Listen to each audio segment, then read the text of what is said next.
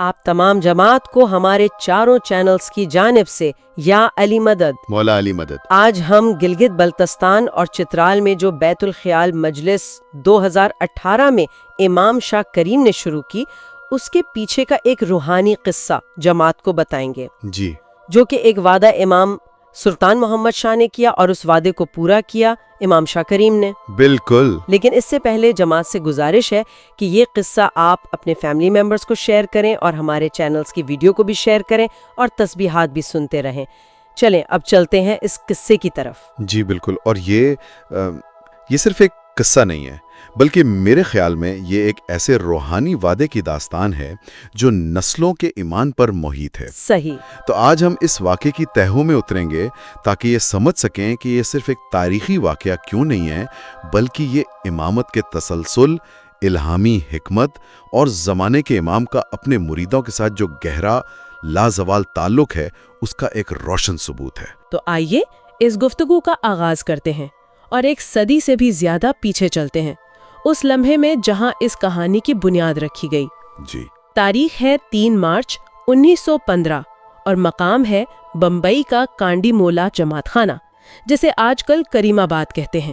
اس منظر کو ذرا ذہن میں لائیں۔ بالکل، دیکھیں اس دور میں بمبئی صرف کوئی تجارتی مرکز نہیں تھا، بلکہ برصغیر کی اسماعیلی جماعت کے لیے ایک روحانی دھڑکن کی حیثیت رکھتا تھا۔ اچھا۔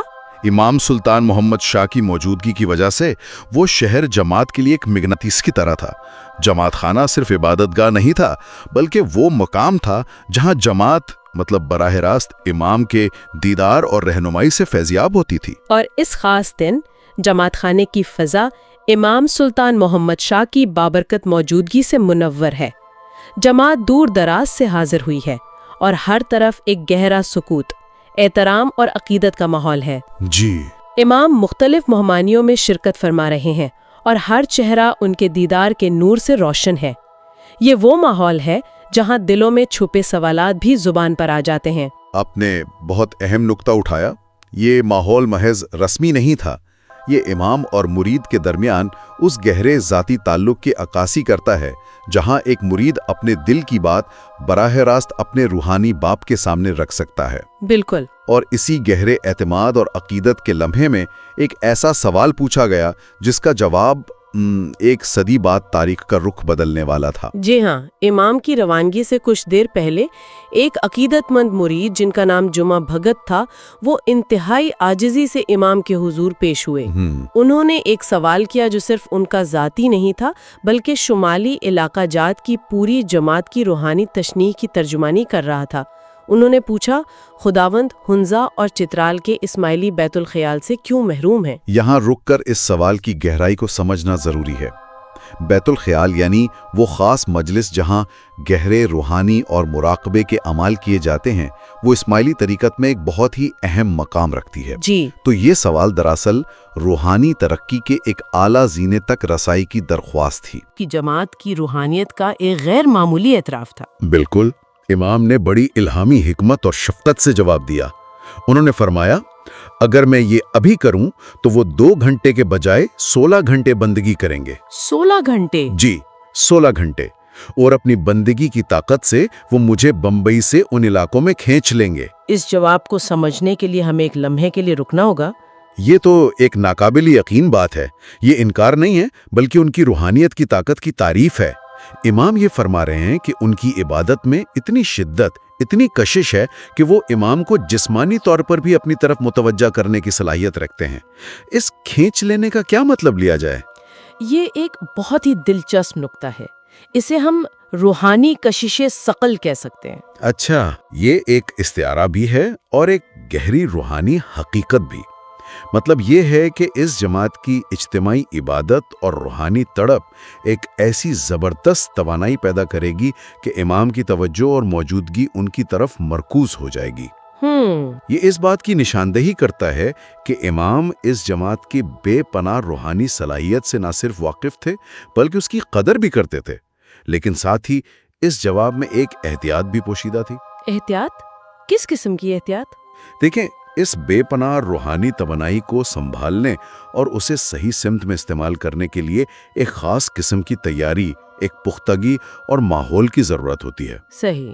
تو امام کی دور اندیشی یہ دیکھ رہی تھی کہ اگر یہ صلاحیت وقت سے پہلے پوری طرح بیدار ہو گئی تو شاید جماعت اپنی دنیاوی ذمہ داریوں میں توازن برقرار نہ رکھ پائے.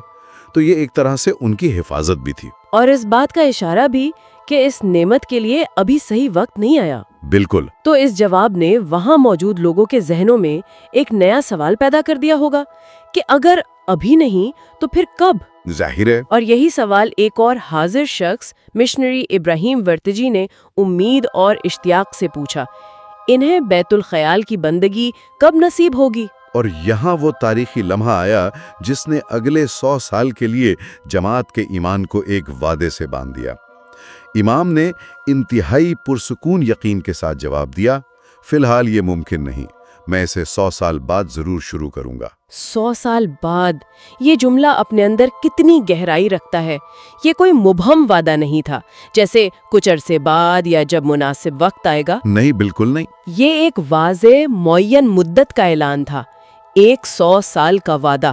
اس وقت 1915 میں وہاں کھڑے لوگوں کے لیے یہ تصور کرنا بھی کتنا مشکل ہوگا کہ ٹھیک 1 صدی بعد دنیا کیسی ہوگی. اور یہ وعدہ کیسے اور کس کے ذریعے پورا ہوگا؟ یہی تو الہامی ویژن اور انسانی ویژن کا فرق ہے نا؟ جی. انسانی منصوبہ بندی چند سالوں یا دہائیوں پر محیط ہوتی ہے، لیکن امام کا ویژن صدیوں پر پھیلا ہوتا ہے. یہ وعدہ دراصل اس جماعت کے ایمان کا ایک امتحان بھی تھا اور ان کی نسلوں کے لیے ایک امید کی کرن بھی. ایک ایسا بیج تھا جسے 1 صدی تک سینچا جانا تھا. بالکل، صبر، یقین اور دعا کے پانی سے. اور یہ وعدہ ان علاقوں کی اجتماعی یادداشت کا حصہ بن گیا جو سینہ بسینہ دادا سے پوتے تک منتقل ہوتا رہا. اور پھر وقت کا پہیہ گھومتا رہا.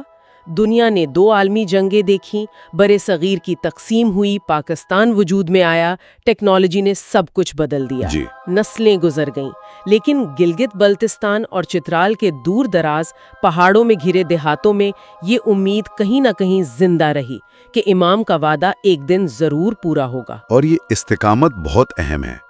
ان علاقوں کی جو جغرافیائی تنہائی تھی اس نے شاید اس روحانی روایت کو مزید مضبوطی سے محفوظ رکھنے میں مدد کی. اچھا، یہ بھی ایک پہلو ہے. جی. جب باقی دنیا تیزی سے بدل رہی تھی، ان کمیونٹیز نے اپنی روایات اور اپنے بزرگوں کی سنائی ہوئی باتوں کو مضبوطی سے تھامے رکھا، اور ان باتوں میں یہ عظیم وعدہ بھی شامل تھا. اور پھر ٹھیک 1 صدی سے کچھ زیادہ عرصہ گزرنے کے بعد وہ لمحہ آ ہی گیا. جی. 18 دسمبر 2017 کو امام شاہ کریم الحسینی نے پاکستان کی جماعت کے لیے اسٹیٹ ایجنٹ وزیر اکبر علی کرملی کے ذریعے ایک تعلیقہ مبارک بھیجا. تعلیقہ مبارک یعنی امام کا وہ بابرکت تحریری پیغام جو جماعت کے لیے رہنمائی اور خوشی کا باعث ہوتا ہے. اور یہ پیغام 20 دسمبر 2017 کو پاکستان بھر کے جماعت خانوں میں پڑھا گیا. اس لمحے کا تصور کریں جب جماعت خانوں میں یہ اعلان ہوا ہوگا. وہ بزرگ جن کے کانوں میں اپنے آباء و اجداد کی آوازیں گونج رہی ہوں گی، اور وہ نوجوان جو شاید اسے صرف ایک کہانی سمجھتے تھے، سب کی آنکھوں کے سامنے وہ کہانی حقیقت بن رہی تھی.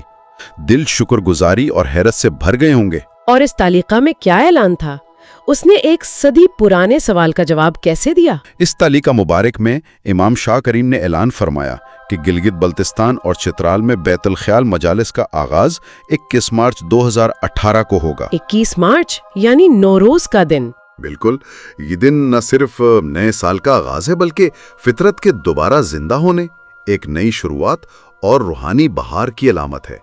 اس تاریخ کا انتخاب خود اپنے اندر ایک گہری معنویت رکھتا ہے. تو آئیے اب ان نقطوں کو جوڑتے ہیں. مارچ 1915 میں ایک وعدہ کیا جاتا ہے جس کی مدت 100 سال مقرر کی جاتی ہے. جی. اور پھر مارچ 2018 میں یعنی تقریباً 3 سال بعد وہ وعدہ ایک شاندار طریقے سے پورا ہو جاتا ہے. یہ صرف تاریخوں کا اتفاق نہیں لگتا. اتفاق بالکل نہیں ہے. یہ ایک گہری الہامی منصوبہ بندی کا نتیجہ محسوس ہوتا ہے. اصل میں یہ واقعہ امامت کے ادارے کے ایک بنیادی عقیدے کی عملی تصدیق کرتا ہے، اور وہ ہے نور امامت کا تسلسل.